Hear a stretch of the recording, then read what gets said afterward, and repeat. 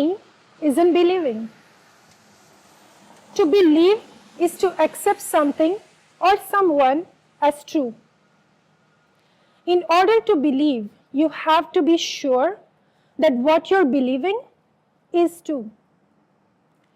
To believe can mean to have faith in God.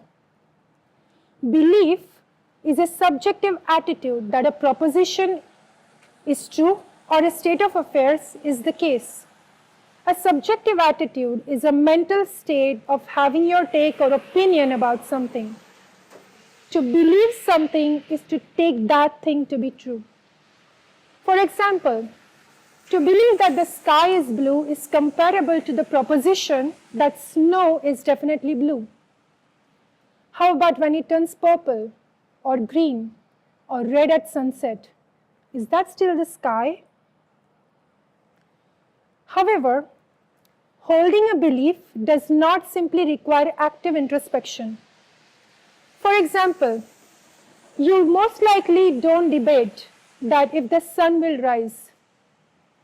As long as you're alive, by tomorrow the sun will rise, you assume that it will. Moreover, beliefs need not be concurrent.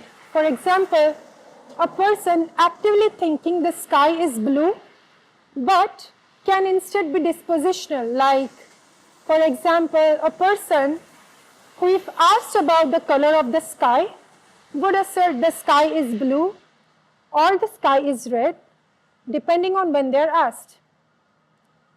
There are several ways that philosophers have tried to describe beliefs, including as representations of the different ways the world can be, as dispositions to act as if certain things are true, as interpretative schemes for making sense of someone's actions, as mental states that fill a particular function. So what does it mean to believe? And when we do believe, why are the convictions so compelling? Beliefs inspire us to create our greatest artistic works, to explore the unknown, to dedicate our lives to the welfare of others. Beliefs can also cause harm, human misery, war, terrorism, and other nasty acts among them. Sometimes our belief can be vulnerable to well-known biases.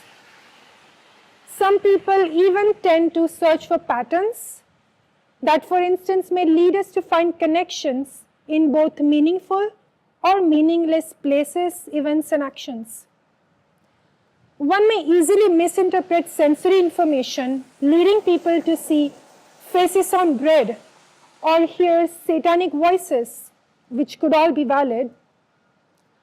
Although in certain cases we tend to look for evidence that supports our beliefs while ignoring disconfirming evidence, a phenomenon known as confirmation bias.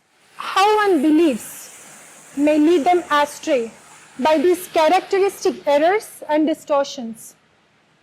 However, sometimes self-introspection, self-awareness, paired with critical thinking, can be used to intentionally correct these false beliefs.